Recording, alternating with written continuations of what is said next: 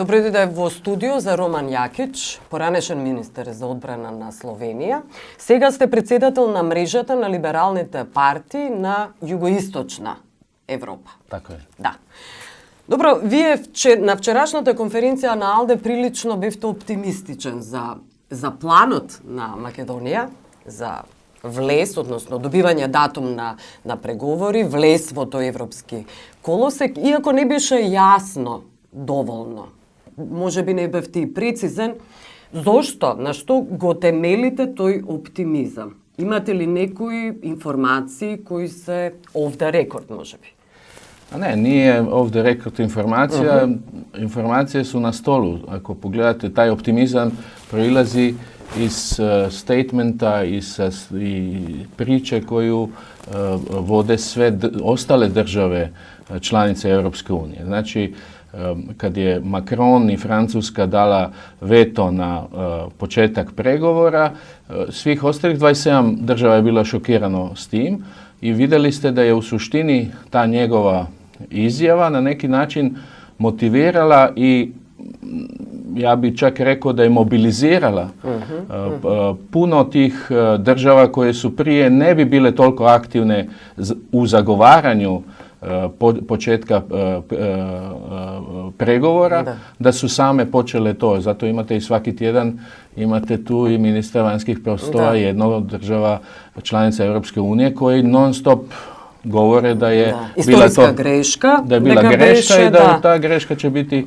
ispravljena u bližoj budućnosti. Da, no kako da se ubedi Macron? Pa ja mislim da je on već ubeđen. Prašanjeto. Ne, ja mislim da je tjedan dana poslije Zašto mislite da je ubedan? Pa zato što sam video njegovu reakciju poslije tjedan dana kad je on sam ustanovio da su svi ostali lideri nisu zadovoljni s time što je on rekao i dao veto na Makedoniju za početak pregovora i počeo se na neki način sa novim statementom popravljati da treba neka nova metodologija, ali da to na neki način neće bremzati, odnosno od pomoći ulasku, odnosno početku pregovora. Dobro, jasan li vi je vas planot na Macron da ima nova metodologija za proširuvanje, a vo isto vreme, da li to znači paralelno da započne proces na pregovori preko... Ja mislim da nema dvojbi da paralela može biti učinjena. Mi smo puno puta u istoriji Europske unije, pa čak kad je i Slovenija 2004. godine ušla u Europsku uniju, slušali takozvani deepening before widening, znači poglobljenje, unutrašnje poglobljenje prije nego proširenje. Ali uvek se je moglo napraviti i taj deepening i widening. Prodlabočuvanje i proširuvanje vo isto vreme. No, so non-paperot вие знаете дека Франција излезе со некаков славен, да го наречеме non-paper, кој е прилично запрепастувачки заради тоа што отвара врата на една земја да стави вето во процесот на преговори со тие поглавја. Тоа е prilično problematično. Ja mislim da će, naročito zato što je... Će reterirali? Ne, ja mislim da je to da je sljedeći summit, odnosno skup će biti u početku godine, odnosno u maju u Zagrebu. Da. A Zagreb, Hrvatska isto tako je kao svoj prioritet zajedno sa Europskom komisijom koja je bila imenovana 1. decembra i Ursula von der Leyen, prioriteta je Zapadni Balkan i širenje Europske unije prema Zapadnom Balkanu. Tako da ja mislim da će ta priča koja je počela sa non-paperom, sa statementom Macrona, da će sad ta administracija i politika unutar Europske unije to na neki način apsorbirati, doći do nekog predloga i zaključka te paralelne politike do Zagreba u maju. Добро, имате ли објаснување зошто Макрон не ја гледа вистинската улога на Балканот? Не е само стабилноста во смисол на безбедност, туку и имиграцијата, која се оди од земјите ако бидат блокирани од Европската унија, а тој се плаши од миграцијата во исто време.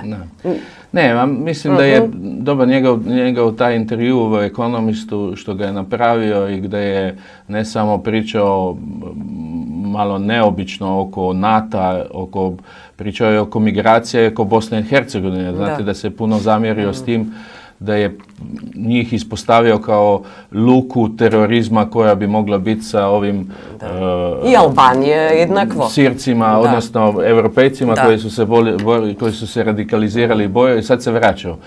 U suštini je to malo neobično, pošto po Intel informacijama imamo da bi se moglo potencijalno tamo oko 300-400 ljudi takvih radikalnih vratiti u Bosnu i Hercegovinu, a znamo i da u Francusku može da dođe do 2000 takvih boraca. Tako da je malo neobično da je ispostavio da se svi vraćaju u Bosnu, a u suštini imamo problem u cijeloj Europi jer se ti vraćaju. Sad, na pitanje zašto je došlo do njegovog takozvane reakcije, ima više teorija. Jedna od teorija koju ja mislim da je čak, ima i političke teorije, da je to nastavak francuske politike do Zapadnog Balkana koja nije takva kao što je njemačka politika do Zapadnog Balkana koja je više otvorena i tako dalje. Ima priča oko toga da su to prestižne igre ko će sada posle Angela Merkel biti lider. A postoji i jedna teorija koja ja mislim da je najviše tačna, iako nema, to bi trebalo Macrona pitati zašto je to napravio, pošto je šokirao sve, tako da mora da se mu nešto se dogodilo preko noći na tom susretu predsjednika vlada i država Europe. Ta teorija je da je bilo, znate da je bio paket sa Albanijom i koliko kažu neke priče, za Albaniju su bile bar 3 države protiv početka pregovora, znači pored Francuske još 2. A za Makedoniju niko nije bio protiv i, kažem, to je, ne mogu provjeriti, priče kažu da je Macron nije želeo razbiti taj paket.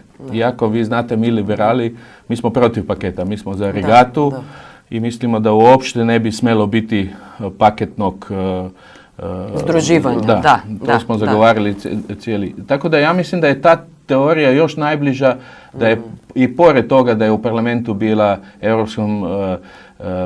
nije prošla kandidatkinja Macrona u Europskom parlamentu. Neki kažu da je baš zato onda on htio pokazati kako je Francuska i on jak u tom dijalogu. Ali sve su to različite teorije. I Marine Le Penevo igra, borbata so leza za prevlaz, za idnite izbori. Slabo, u suštini slabo za liberalizam u Europi ako dio liberalne strukture, ko što je Macron, se na neki način upušta na isti nivo ko što je Le Penova, mislim, na isti teritorij. Da, to je opasno. Sa nacionalistima nikad ne možeš pobijediti na njihovom terenu. Koji je vaš odstav za mini Schengen, kada što Aleksandar Vučić, srpski predsjedatelj, se gleda kako lider praktično na Balkanu? Gledate li možnost za vraćanje na stara Jugoslavija, alternativa za Evropska unija? Ne. Kao prvo, ja mislim da je pozitivno to, uvijek je pozitivno neko povezivanje. Povezivanje na način koji lakša svakodnevni život ljudi. Bolesnova života, da. Znači, ako Vučić uspje sa tom idejom da će ljudi moći bar u tom mini Schengenu da putuju bez nekih velikih viznih formalnosti, etc., to je dobro za ljude. No Kosovo je isključeno. To je problem. To je problem, ali to je evidentno zašto je Vučić isključio Kosovo.